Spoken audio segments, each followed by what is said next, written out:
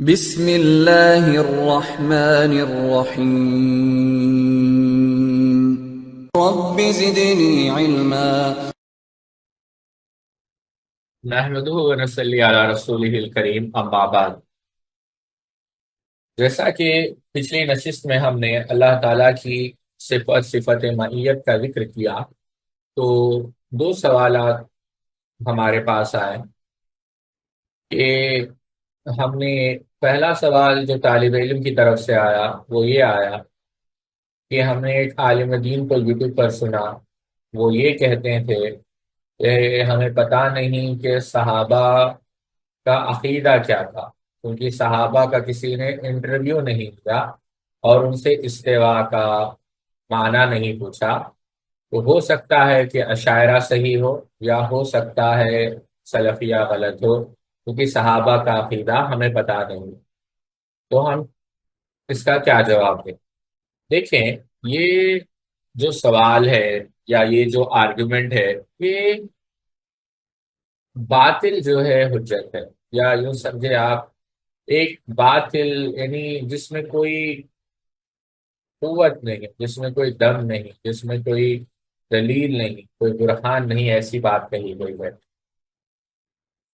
الحمدللہ ہم کوشش کریں گے کہ 5 نکات میں اس کا جواب دیں۔ دیکھیں عزیز طلباء، پہلی بات تو یہ ہے کہ جو قرآن ہے وہ عربی مبین میں نازل ہوا۔ صحابہ رضوان اللہ تعالی مجمعین نے عربی زبان میں اس کو سمجھا۔ اگر ایسا نہ ہوتا تو کوئی بھی شخص کھڑا ہوگا کل کے دن اور یہ کہے گا کہ ہمیں نہیں پتا کہ صحابہ نے قرآن کو کیسے سمجھا، اور کہے گا کہ اس کا یہ معنی حقیقی معنی نہیں ہے، مجازی معنی ہے۔ اور ایسا ہوا بھی ہے۔ آپ باطنیہ کو دیکھ لیں، انہوں نے 5 نمازوں کا انکار کر دیا، اور بھی یعنی دین کا ہی انکار کر دیا۔ فلاسفہ جیسے ابن سینا کو آپ دیکھ لیں، تو یہ پہلی چیز یا پہلا نقطہ جو آپ کو یاد رکھنا ہے، اس طریقے سے کہنا کہ ہمیں پتہ نہیں کہ صحابہ نے کیسے سمجھا، یہ کھلی گمراہی ہے۔ دوسری بات، کتب احادیث میں، کتب سنہ میں یہ بات ثابت شدہ ہے کہ صحابہ رضوان اللہ تعالی مجمعین نے اللہ تعالیٰ کے جو صفات ہے اس کو حقیقی معنوں میں سمجھا۔ اس حدیث کو آپ سامنے رکھیں جس کو امام احمد بن حنبل، امام نے ماجہ نے نقل کیا، اور جس کی سند حسن ہے، کہ اللہ کے رسول صلی اللہ علیہ وسلم نے کہا کہ اللہ تعالیٰ ہنستا ہے۔ تو کسی بندو نے پوچھا، کیا ایک صحابی نے پوچھا کہ کیا اللہ کے رسول صلی اللہ علیہ وسلم ہمارا رب ہنستا ہے؟ تو آپ صلی اللہ علیہ وسلم نے کیا کہا؟ ہاں، نہ، یعنی ہاں، اللہ تعالیٰ ہنستا ہے۔ تو انہوں نے یہی جواب دیا کہ ہم جو ہے اس رب سے کبھی یعنی خیر سے محروم نہیں ہو سکتے جو رب ہنستا ہے۔ سبحان اللہ۔ استوا کو آپ لے لیں، جو ہمارا موضوع رہا ہے پچھلی نشستوں سے۔ ابو العالیہ رحمۃ اللہ علیہ ارتفاع، یہ تفسیر مجاہد رحمۃ اللہ علیہ اعلیٰ، یہ صحیح بخاری میں ہے، انہوں نے تابعین اعظام نے یہ تفسیر کی۔ تیسری بات، عربی کا ایک عمومی قاعدہ ہے، بلکہ ہر زبان کا ایک قاعدہ ہے کہ لفظ کو اس کے حقیقی معنوں میں ہی سمجھا جائے گا، سیاق کا لحاظ رکھ کر۔ اگر ایسا نہ کیا جائے تو بہت فساد ہوگا۔ میں آپ کو مثال سے سمجھاتا ہوں۔ اگر کوئی شخص کہے کہ میں میری بیٹی تمہارے نکاح میں دیتا ہوں، گواہ موجود ہو، اور چند مہینوں کے بعد کہے کہ یہ میں نے حقیقی معنوں میں نہیں کہا، مجازی معنوں میں کہا۔ اگر ایک شخص کہے کہ میں نے گھر بیچا، اور اس کے بعد کہے میں جو ہے گھر نہیں بیچ رہا تھا، یہ تو میرا تقیہ کلام تھا، یہ تو ایک مجازی کلام تھا، میں تو جو ہے اس گھر کے اندر جو گڑیا تھی وہ بیچنا چاہ رہا تھا، اس طریقے سے تو پوری دنیا میں فساد ہو جائے گا۔ تو جو ڈیفالٹ چیز ہے وہ یہی ہے کہ الفاظ کو اس کے ظاہری سیاق و سباق کا لحاظ رکھ کر اس کو سمجھا جائے۔ چوتھی بات، اگر یہ مان لیا جائے کہ صحابہ نے، بحث کے خاطر اگر یہ بات مان بھی لے کہ صحابہ نے جو ہے استوا ہے، غضب ہے، محبہ ہے، یدین ہے، کہ اس کو جو ہے صحابہ جو ہے کہ ہمیں پتہ نہیں کہ صحابہ نے اس کو کیسے سمجھا، تو پھر اشاعرہ اس کو کیسے سمجھ رہے ہیں؟ اشاعرہ نے جس طریقے سے اللہ تعالیٰ سمیع سنتا ہے، بصیر دیکھتا ہے، اس کو کیسے ثابت کیا؟ ہو سکتا ہے کہ یہ جو صفات جو اشاعرہ ثابت کر رہے ہیں وہ بھی حقیقی معنوں میں نہ ہو، وہ بھی مجازی معنوں میں ہو۔ سمجھ رہے ہیں آپ میری بات؟ تو یہ بات یعنی جو بات آپ جن صفات کو آپ مان رہے ہیں وہی بات آپ دیگر صفات کے بارے میں کہیں۔ اور پانچویں بات ساتھیوں جو آپ کو یاد رکھنی ہے کہ جب کوئی متکلم کوئی بات کہہ رہا ہے اور آپ یہ کہہ رہے ہیں کہ جو وہ کہہ رہا ہے، جو لفظ استعمال کر رہا ہے، اس کا وہ مطلب نہیں، تو تین نتیجے نکلیں گے ساتھی۔ ایک نتیجہ تو یہ نکلے گا کہ متکلم زبان کو نہیں جانتا، اور اس وجہ سے اس کے پاس اس کے لغت میں اتنے الفاظ نہیں، یا اس کے پاس اتنے جو ہے کیا کہتے ہیں اتنے ورڈز نہیں اس کے پاس کہ وہ اس کو پراپرلی ایکسپریس کر سکے، کما حق وہ اس کو بیان کر سکے۔ یعنی جو اس کی جو زبان ہے، جو زبان کے متعلق جو اس کا علم ہے وہ کمزور ہے، اس وجہ سے ایسا ہو رہا ہے۔ دوسری بات، وہ عوام کو گمراہ کرنا چاہ رہا ہے، اسی لیے ایسی بات کہہ رہا ہے جو حقیقی ہے ہی نہیں۔ اور تیسری بات کہ جو موضوع کو وہ بیان کر رہا ہے وہ موضوع کا علم اس کے پاس نہیں، تو گویا وہ اس کو بیان کر رہا ہے ناقص علم کی روشنی۔ یہی نتیجے نکلے۔ آپ ایک بات سے سمجھے کہ اللہ تعالیٰ کہتا ہے کہ ہم محبت کرتے ہیں، ان اللہ یحب التوابین ویحب المتطہرین،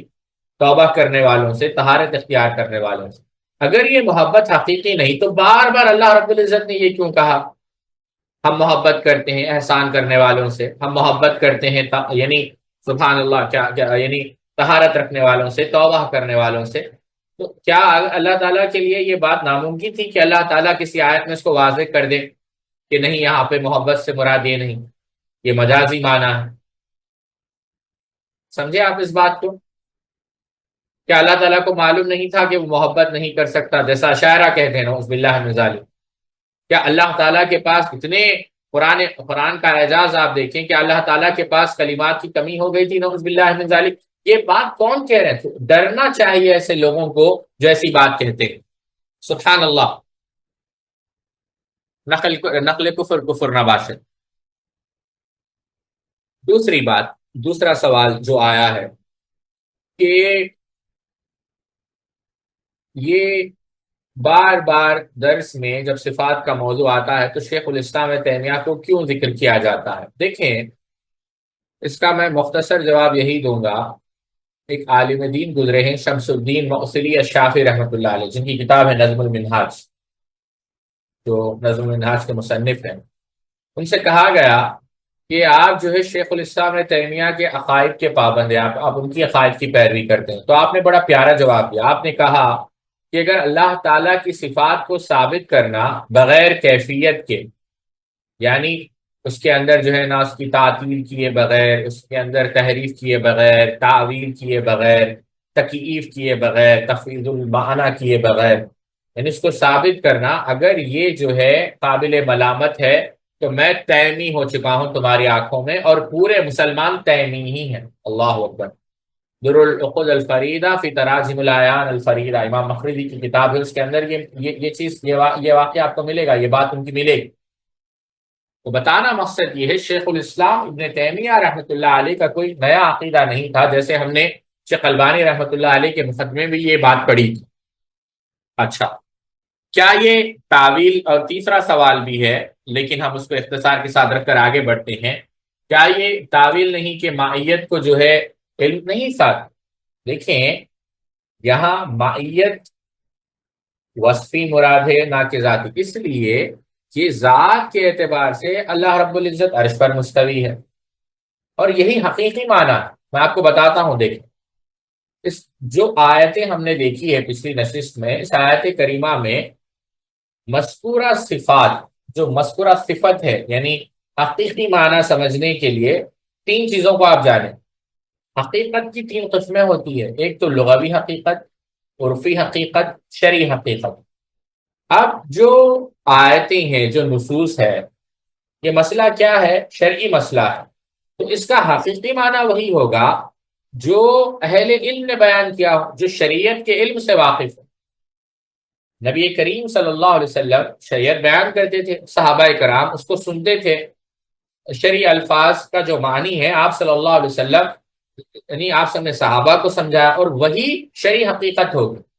اور خود آپ عبداللہ ابن عباس رضی اللہ تعالیٰ عنہ کو دیکھیں، آپ نے خود یہ بات کہی، آپ صفت معیت کو پڑھیں، عبداللہ ابن عباس نے کیا کہا کہ اللہ رب العزت عرش پر مستوی اور اس کا علم ان کے ساتھ ہے۔ اور عبداللہ ابن عباس نے یہ تفسیر کس سے سیکھی؟ اللہ کے رسول صلی اللہ علیہ وسلم سے۔ اور یہی وجہ ہے ابو عمر احمد رحمۃ اللہ علیہ نے کیا کہا، اہل سنت کا اجماع ہے اس بات پر، تو یہ بالکل بھی اور قطعاً بھی تعویل نہیں۔ سمجھ رہے ہیں آپ میری بات؟ آئیے اس صفت کو اس دور کے ایک عظیم عالم دین شیخ محمد ابن صالح العثیمین رحمۃ اللہ علیہ کی کتاب سے سمجھتے ہیں۔ آپ نے بڑی لطیف بحث کی ہے اور بڑی مفصل اور مدلل بحث کی ہے اللہ تعالیٰ کی صفت معیت، ہوا معکم اینما کنتم،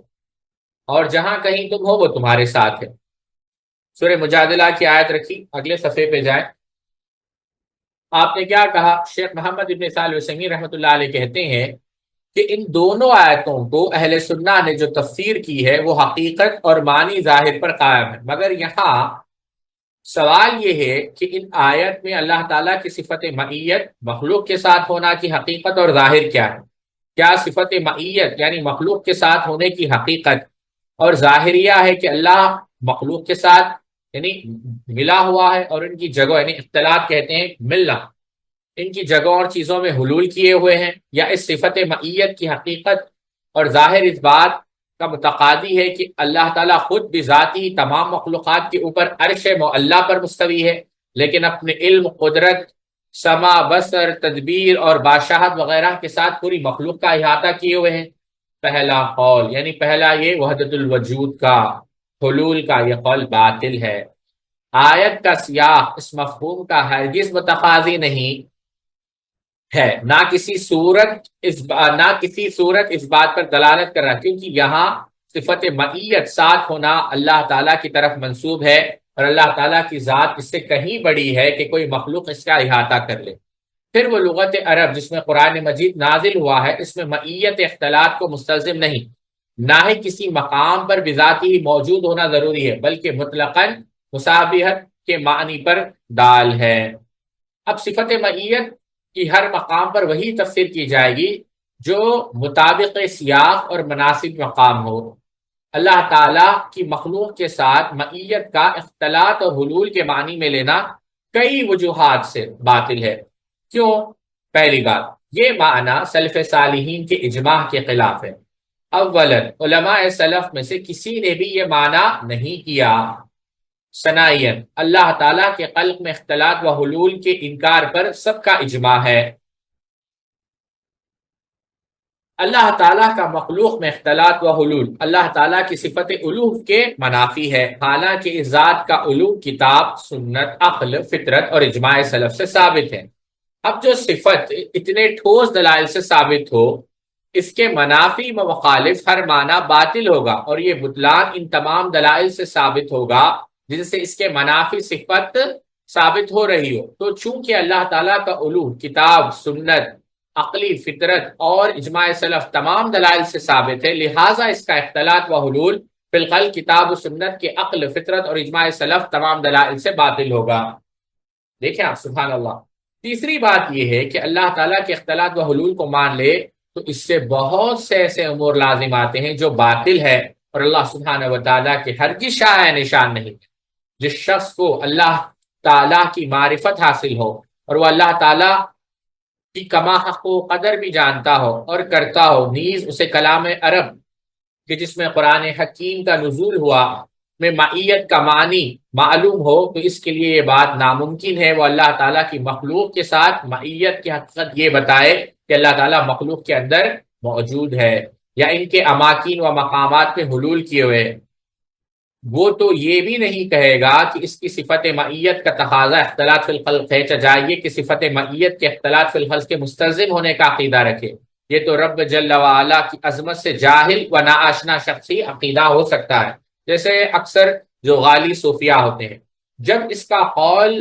کا باطل و بطلان واضح ہو گیا تو پھر یہ حقیقت متعین ہو جائے گی کہ اللہ تعالیٰ کی صفت معیت کے سلسلے میں دوسرا قول حق ہے، اور وہ یہ کہ اللہ تعالیٰ کی اپنی مخلوق کے ساتھ معیت اس امر کی متحادی ہے کہ وہ با اعتبار علم، قدرت، سماع، بصر، تدبیر، بادشاہت اور شان ربوبیت کی دیگر متقاضیات کے ساتھ پوری خلق کا احاطہ کیے ہوئے ہے، جبکہ اس کی ذات اقدس پوری خلق کے اوپر عرش پر مستوی ہے. اس تقریر سے یہ ثابت ہوا کہ اللہ تعالیٰ کی صفت معیت پر مشتمل مذکور دونوں آیات کا بلا شبہ یہی معنی ظاہر ہے، کیونکہ یہ دونوں آیات حق ہے اور حق کا معنی ظاہری حق ہوتا ہے، جبکہ قرآن مجید جو کتاب حق ہے کہ کسی لفظ کا معنی باطل نہیں ہو سکتا. شیخ الاسلام ابن تیمیہ نے مجموع الفتاوی جلد نمبر 5 100 نمبر 3 صفحہ نمبر 103 میں فرماتے ہیں اللہ تعالیٰ کی معیت با اعتبار مقام و سیاق آیات مختلف معانی و احکام میں، مثال کے طور پر اللہ تعالیٰ کا فرمان جو ابھی ذکر ہوا ہے وَهُوَ مَعَكُمْ أَيْنَمَا كُنتُمْ، اس آیت کریمہ میں اللہ تعالیٰ کی صفت معیت مذکور ہے، اور سیاق آیت اور مناسبت مقام اگلے صفحے پہ جائیں سے ظاہر ہو رہا ہے کہ یہاں معیت کا معنی حکم یا مقتضا یہ ہے کہ اللہ تعالیٰ تم پر پوری طرح یعنی باخبر ہے، گواہ ہے، تمہارے تمام امور جانتا ہے، اور تمہارا پوری طرح احاطہ کیے ہوئے، گھیرے ہوئے ہیں. اس آیت کی تفسیر سلف صالحین کا قول کہ اللہ تعالیٰ ساتھ علم ہی علم کے اعتبار سے یہی معنی مراد ہے. اور ہم نے پچھلے درس میں دیکھا بہت سارے بلکہ 14 صدیوں کے جو اہل سنت کے علماء ہیں انہوں نے یہی بات بیان کی. اچھا، اس آیت کریمہ میں معیت کا یہی معنی ظاہر و حقیقی قرار دیا جائے گا. اس طرح اللہ تعالیٰ کے مندرجہ ذیل فرمان میں بھی سیاق آیت معیت کے اس معنی پر دلالت کر رہا ہے. سورہ مجادلہ کی آیت یہ سرگوشی کے متعلق کہ 3 آدمیوں کی سرگوشی نہیں ہوتی مگر اللہ ان کا چوتھا ہوتا ہے، 5 مگر ان کا چھٹا. اب صفت معیت کے سلسلے میں قرآن مجید کا ایک اور مقام ملاحظہ فرمائیے. ہجرت کے موقع پر غار ثور میں رسول اللہ صلی اللہ علیہ وسلم نے رفیق سفر سیدنا ابو بکر صدیق رضی اللہ عنہ سے فرمایا کیا لا تحزن ان اللہ معنا، غم نہ کرو اللہ ہمارے ساتھ ہے. اب یہاں پر شیخ محمد ابن صالح کس کا ذکر کر رہے ہیں؟ محمد ابن صالح العثیمین رحمۃ اللہ علیہ معیت خاصہ. یہاں بھی اللہ تعالیٰ کی صفت معیت کا ذکر ہے، اور سیاق مقام سے ظاہر ہو رہا ہے کہ یہاں معیت سے مراد اللہ تعالیٰ کے باخبر ہونے کے ساتھ ساتھ نصرت اور تائید فرمانے کے بھی ہے، چونکہ سیاق آیت سے یہی معنی ثابت ہو رہا ہے، لہٰذا یہی معنی ظاہر و حق ہے. شیخ الاسلام ابن تیمیہ مزید فرماتے ہیں لفظ معیت قرآن و حدیث میں مختلف مقامات پر وارد ہوا ہے، اور ہر مقام پر اس کا معنی و مقتضا دوسرے مقام سے با اعتبار سیاق مخالف ہو سکتا ہے. یہ بھی ممکن ہے کہ لفظ معیت کا استعمال جہاں جہاں ہوا ہے اگر ان تمام مقامات پر غور کرے تو معنوی اعتبار سے کوئی قدر مشترکہ ہو، لیکن ہر مقام پر با اعتبار سیاق کو ایسی خاصیت ہو جو ایک جگہ کے معنی کو دوسری جگہ کے معنی سے ممتاز کر دے. بہرحال دونوں صورتوں میں نتیجہ ایک ہی ہے، اور وہ یہ کہ اللہ تعالیٰ کی ذات خلق میں یعنی خلق سے جڑی ہوئی نہیں ہے، اور یہ نتیجہ معنی ظاہر سے ہرگز ظاہر سے دور نہیں ہے، یعنی ظاہر سے جو ہے پھرا ہوا نہیں. آپ سمجھے یہ بات؟ اللہ اکبر. بات یاد آئی ہمیں شیخ عبداللہ ناصر رحمانی حفظہ اللہ کی. انہوں نے اپنے استاد علامہ ابو محمد بدیع الدین شاہ راشدی سندھی رحمۃ اللہ علیہ کے متعلق کہا کہ اس دور میں اسماء و صفات کے علم کے اندر آپ کا وہی مقام ہے جو اس دور میں شیخ الاسلام ابن تیمیہ رحمۃ اللہ علیہ کا تھا. آپ یہ تو مختصر 15 سے جو ہے 20 صفحات ہم ذکر کر رہے ہیں شیخ محمد ابن صالح العثیمین کے، اللہ تعالیٰ کروڑوں رحمتیں فرمائے شیخ بدیع الدین شاہ راشدی سندھی رحمۃ اللہ علیہ پر. ان کی جو کتاب ہے توحید خالص، آپ صفحہ نمبر 230 سے 430-50 تک آپ پڑھیں گے تو لگ بھگ 200 صفحات آپ نے وحدت الوجود، وحدت الشہود، حلول، یہ جو یعنی ایسے کفریہ عقائد، یعنی سبحان اللہ، اللہ اکبر، یعنی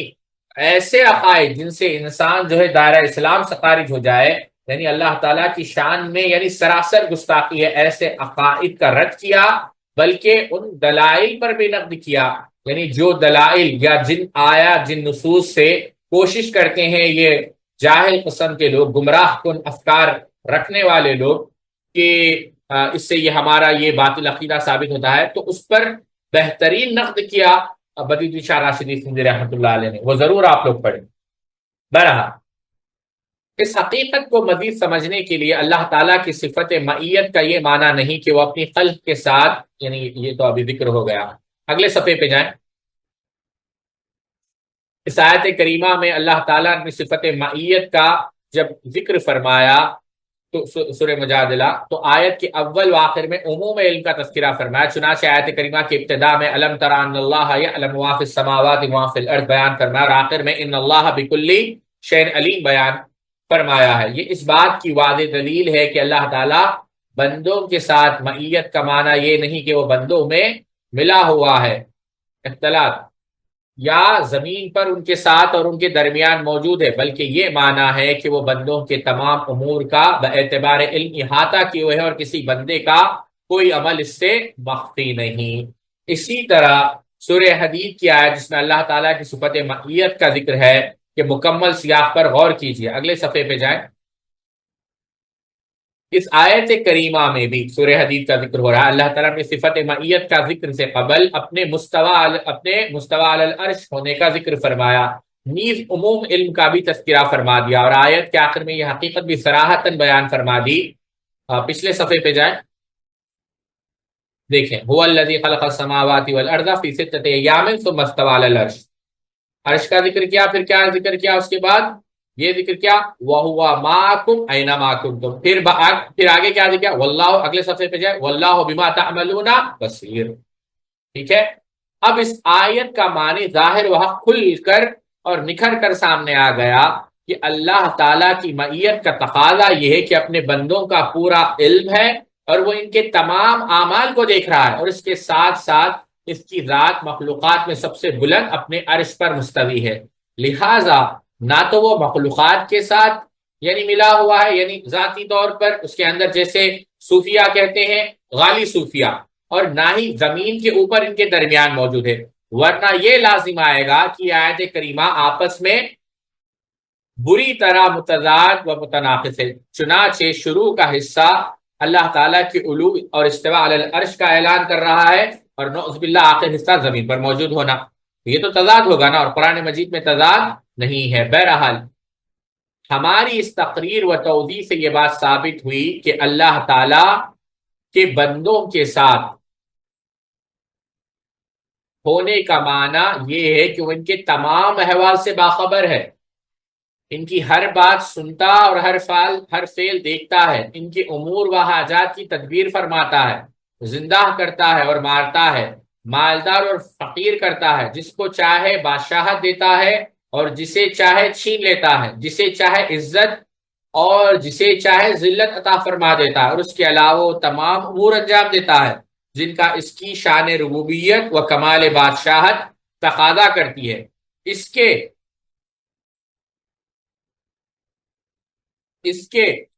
اور اس کے خلق کے درمیان کوئی چیز حائل یا حاجب نہیں، جس کے علم و احاطہ قدرت کی یہ شان ہو، وہ حقیقتاً خلق کے ساتھ ساتھ ہے، اگرچہ وہ حقیقت میں سب سے اوپر اپنے عرش پر مستوی ہے۔ شیخ الاسلام ابن تیمیہ مجموع الفتاوی جلد نمبر 3 اور مجموع الفتاوی اور عقیدۃ الواسطیہ میں صفت معیت پر کلام کے لیے ایک الگ فصل قائم کر کے فرماتے ہیں اللہ تعالیٰ کا یہ تمام کلام کہ وہ اپنے عرش پر ہے اور وہ ہمارے ساتھ ہے، حق ہے اور اپنی حقیقت پر قائم ہے، کسی تحریف کا محتاج نہیں، البتہ اسے جھوٹے اور باطل افکار و ظنون سے بچانا ضروری ہے تاکہ احقاق حق اور ابطال باطل ہو جائے۔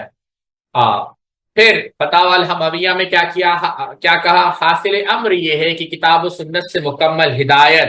و نور حاصل ہوتے ہیں، بشرطے کہ انسان صرف کتاب و سنت ہی پر تدبر کرے، صرف اتباع حق اس کا مقصود ہو، نصوص کتاب و سنت میں ہر قسم کی تحریف اور اللہ تعالیٰ کے اسماء و صفات میں ہر قسم کے الہات کے ارتکاب سے اعراض و اجتناب کرنے والا ہو۔ کوئی بھی شخص یہ سمجھنے کی کوشش و جسارت نہ کرے کہ اللہ تعالیٰ کی وحی میں آپس میں تضاد ہے، کانٹرڈکشن ہے، نقص ہے، نہیں، اور اس سلسلے میں وہ مثال پیش کرے کہ کتاب و سنت میں بات وارد ہے کہ اللہ کی ذات عرش پر مستوی ہے، اور پھر دوسری آیت میں وَهُوَ مَعَكُمْ یعنی وہ تمہارے ساتھ ہے۔ اللہ کے رسول صلی اللہ علیہ وسلم نے کہا کہ جب تم میں سے کوئی شخص نماز میں کھڑا ہوتا ہے تو اللہ تعالیٰ اس کے چہرے کے سامنے ہوتا ہے کہ نہیں۔ یہ بھی حدیث جو ہے پیش کی جاتی، ہم آئیں گے اس پر بھی، کہ اللہ کے رسول صلی اللہ علیہ وسلم نے کیا کہا، اذا کان احدکم یصلی فلا یبصق قبل وجہہ فان اللہ قبل وجہہ اذا صلی، کہ نماز میں سامنے نہ تھوکا کرو، کیونکہ جب آپ نماز پڑھتے ہیں تو اللہ آپ کے سامنے ہوتا ہے۔ تو شیخ الاسلام تیمیہ کہہ رہے ہیں کہ اگر کوئی شخص یہ آیتیں یعنی وہ آیتیں جن میں یہ بات واضح ہو رہی ہے کہ اللہ عرش پر مستوی ہے، اور پھر یہ آیتیں رکھ کر یہ ثابت کرنے کی کوشش کرے کہ دیکھو ان میں تو تضاد ہے، نعوذ باللہ من ذالک، تو شیخ الاسلام ابن تیمیہ منہ توڑ جواب دے رہے ہیں۔ کیا کہہ رہے ہیں؟ واضح ہو کہ ان نصوص میں دعویٰ تعرض باطل و مردود ہے، یعنی اس میں کوئی تضاد نہیں، کیونکہ اللہ تعالیٰ کا ہمارے ساتھ ہونا بھی محمول بر حقیقت ہے، اور اس ذات وحدہ لا شریک کا عرش پر مستوی ہونا بھی محمول بر حقیقت ہے، جیسا کہ اللہ تعالیٰ نے ان دونوں باتوں کو ایک آیت میں جمع کر دیا، جس کا ہم نے پہلے بھی ذکر کیا سورہ حدید کا۔ اگلے صفحے پہ جائیں، کہ عرش پر مستوی بھی ہے اور علم کے اعتبار سے ہمارے ساتھ بھی ہے۔ اچھا، واضح ہوا کہ اللہ تعالیٰ کی مخلوق کے ساتھ معیت اس کی حقیقت کے ساتھ جیسے ذات کے لائق ہے، اور اپنے ظاہر معنی کے ساتھ اللہ تعالیٰ کی ذات کے مستوی یعنی عرش پر مستوی ہونے کے یعنی یہ دونوں میں کوئی تضاد نہیں۔ اب دیکھیں اس کے بعد 3 وجوہات بیان کی گئی۔ پہلی وجہ، اللہ تعالیٰ نے دونوں حقیقتوں کو اپنے کتاب مبین میں بیان فرمایا، یہ بھی بیان کیا، صفت استواء بھی بیان ہوئی اور صفت معیت بھی بیان ہوئی، ٹھیک ہے۔ اور ہمارا ایمان ہے کہ اللہ تعالیٰ نے اپنی کتاب مقدس میں جن حقائق کا تذکرہ فرمایا ہے ان میں کوئی تضاد نہیں، ان میں کوئی نقص نہیں۔ کیوں؟ قرآن میں جو ہے کانٹرڈکشن نہیں ہو سکتا۔ افلا يتدبرون القرآن ولو كان من عند غیر اللہ لوجدوا فیہ اختلافا کثیرا، کیا یہ لوگ قرآن پر تدبر کیوں نہیں کرتے؟ اگر یہ غیر اللہ کی طرف سے آیا ہوتا تو لوگ اس میں بڑا اختلاف اور نقص پاتے، اور اگر تدبر کے باوجود مسئلے کی حقیقت آپ پر واضح نہ ہو سکے تو راسخین فی العلم کا منہج اپنانا چاہیے ایسے موقع پر، اور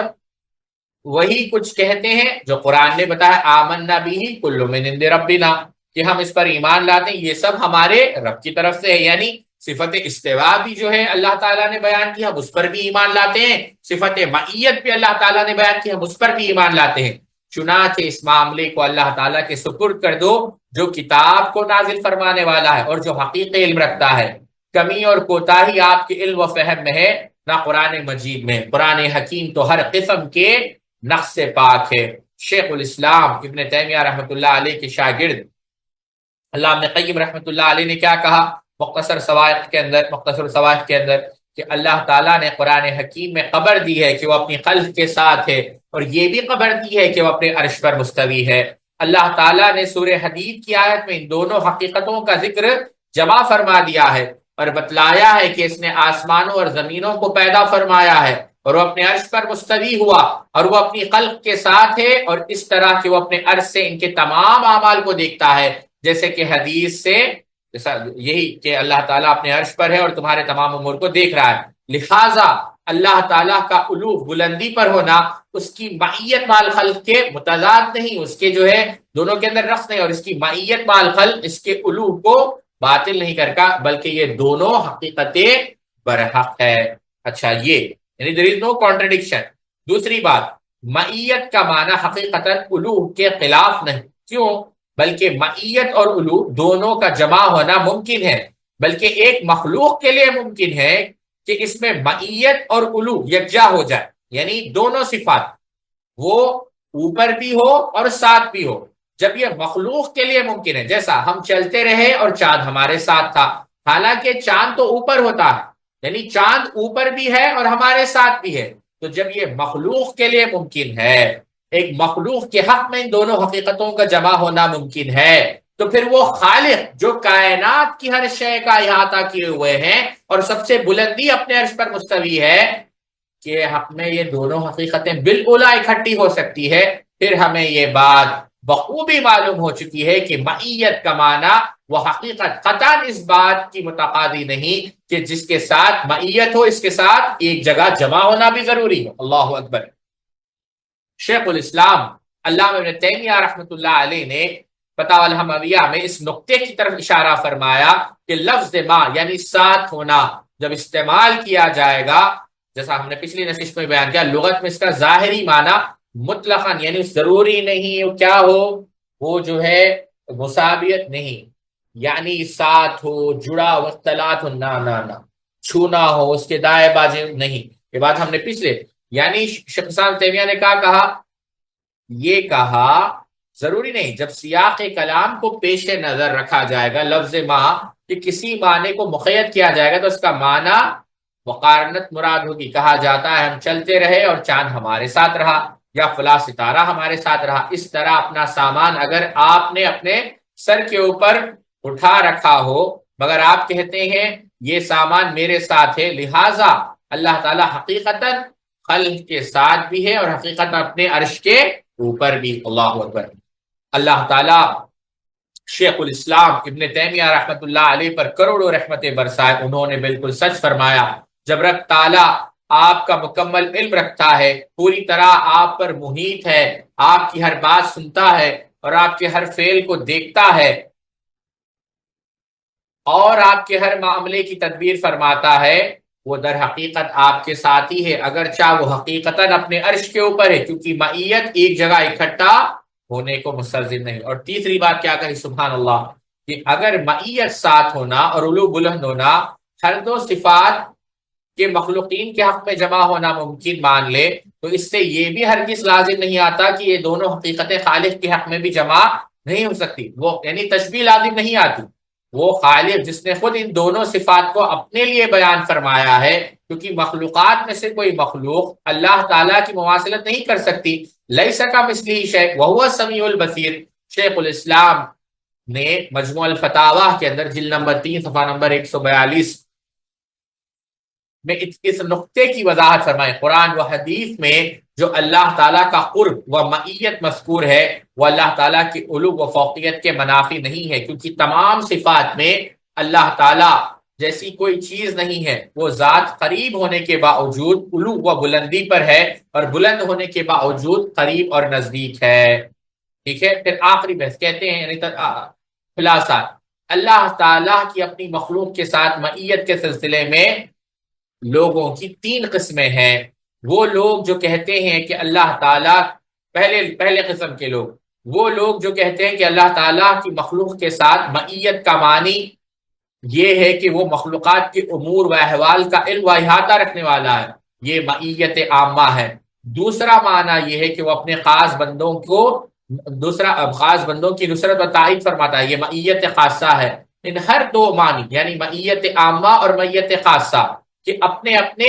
محل میں اقرار اور اس بات کے ساتھ ساتھ اس بات کا اقرار اور اس بات بھی ضروری ہے کہ وہ بذات ہی سب سے بلند ہے اور اپنے عرش پر مستوی ہے۔ یہ عقیدہ سلف صالحین کا عقیدہ ہے اور یہ مذہب حق ہے، جیسا کہ گزشتہ صفحات میں دلائل کے ساتھ بیان ہوا ہے۔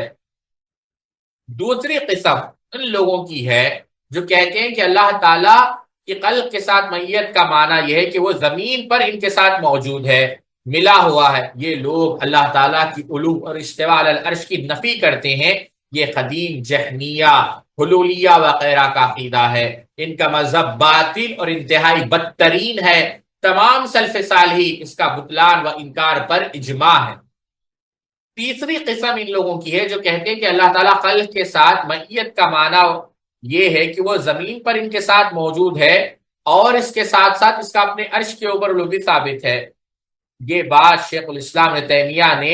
مجموع الفتاوی میں بعض لوگوں کے حوالے سے نقل فرمائی ہے۔ ان لوگوں کا خیال یہ ہے کہ انہوں نے صفت معیت اور صفت علو ہر دو کے نصوص کا معنی ظاہر کو لیا ہے. یہ لوگ جھوٹے اور گمراہ ہے، کیونکہ اللہ تعالیٰ کی معیت کے نصوص قطعاً اس کے علو فی الخلق جس کا وہ دعویٰ کرتے ہیں، حلول فی الخلق یعنی وحدت الوجود وحدت الشہود کے قائلین جس کا وہ دعویٰ کرتے ہیں